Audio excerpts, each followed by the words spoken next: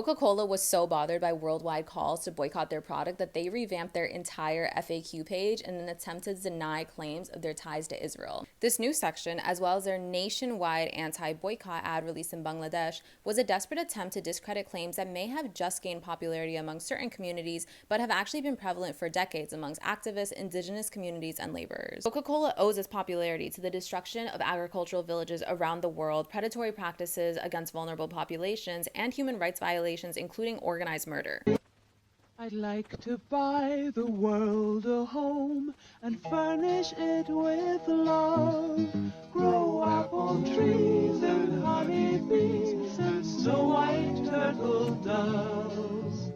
I'd like to teach the world to sing. Sing with me. Perfect harmony, perfect harmony. I'd like to buy the world a Coke and keep it company. That's a real I'd like to teach the world to sing. In perfect harmony. Coca-Cola's success is deeply intertwined with imperialist practices that have influenced the global economy for over a century.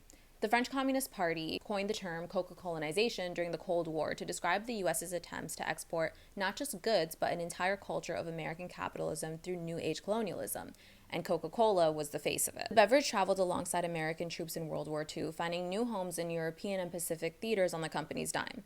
The propaganda followed suit, painting American troops as saviors to, for example, the Filipino people, Coke in hand, and completely ignoring the horrors inflicted on the Philippines during American colonization. One of the most notable protests against the marriage between U.S. imperialism and Coca-Cola is Silda Morel's Coca-Cola Project, where he rebranded Coke bottles with messages like Yankees Go Home before returning them to circulation as a form of direct resistance against the U.S.-backed Brazilian dictatorship. Social movements are no stranger to the infiltration of Coca-Cola either, and you'll often see them playing both sides. During the Nazi regime, Coca-Cola faced significant backlash after rival soda companies highlighted that its bottles in the U.S. were labeled kosher, leading to accusations of collusion with Jewish interests. In order to keep themselves afloat, Coca-Cola GmbH aligned themselves with Nazi ideology, sponsoring the 1936 Berlin Olympics, advertising themselves in Nazi Party rallies, and employing forced labor in its operations. Max Keith, the chief of Coca-Cola GmbH, even bragged that his best salesman had killed his father and was serving a 20-year sentence for it. This is the Hitler Youth Service booklet, and on the back, as you can see, was a Coca-Cola advert. Hitler Youth, Coca-Cola. Coca-Cola did an internal investigation, and after the war concluded that Keith had acted primarily in the interests of Coca-Cola's business, and he continued to work there until he retired. It's unsurprising that Coke would find anything wrong with Keith's actions, because this is the approach that they take worldwide. Whether supporting regimes, engaging with revolutionary leaders, or capitalizing off of unrest, Coke's primary goal has always been maintaining its bottom line. Pendergrass writes in the Times that when the Berlin Wall fell in November 1989, the Coca-Cola people were there. They were passing out free six-packs. Let's bring it to 2020, the Black Lives Matter movement. We all remember Pepsi's attempt at a Black Lives Matter ad, but it's kind of hard to pretend you're pro-abolition when your leadership looks like this. Coca-Cola kind of went under the radar because Pepsi's ad was such a dumpster fire, but in a similarly performative move, they pledged to donate $500K to the Black Lives Matter Global Network and kindly released an ad rivaling in transparent self-preservation while also maintaining their all-white board and racially discriminatory labor practices. In 2023, BLM went against their company interests when Black Lives Matter Chicago tweeted their support for Palestine. Coca-Cola erased all traces of previous BLM support from their website. In the New York Times, they noted that Coke has long engaged in such opportunistic behavior. Coke managers confer frequently with Nelson Mandela and others, valiantly promoting a peaceful transition to Black majority rule. The reason, though, as always, is profit. In a bloodbath, soft drink sales would decline. Although I don't necessarily know if the notion that Coke struggles under tumultuous times holds up. They've somehow mastered the art of profiting off of social unrest and poverty, especially when they're the ones creating it. My family's Bolivian, and in Bolivia you can't turn down a single street without seeing a Coca-Cola advertisement. We even have a saying in Spanish dedicated to our national dish, salteña, that it's not a salteña without Coke. Our national identity is directly tied to the playbook of a company that does not care about us or our community. And this wasn't done by accident. In many Latin countries, Coca-Cola is cheaper to buy than actual water. Es diabético y casi se la acabó. Señor, ¿usted por qué cree que la gente toma tanta Coca-Cola? Que dije yo, es que como toman antes, así ya se acostumbraron. Many times this water shortage is done by Coca-Cola themselves. In the Chiapas region of Mexico, a Coca-Cola bottling plant is allowed to extract more than 1.3 million liters of water a day as part of a concession with the federal government that dates back decades. Many indigenous communities in Latin America still rely on natural water sources for drinking and their daily needs, and now residents of the region can't bathe, clean, or drink fresh water because a majority of it is going to the Coca-Cola plant. Conveniently, Coca-Cola offers a solution to the problem: buy more Coke.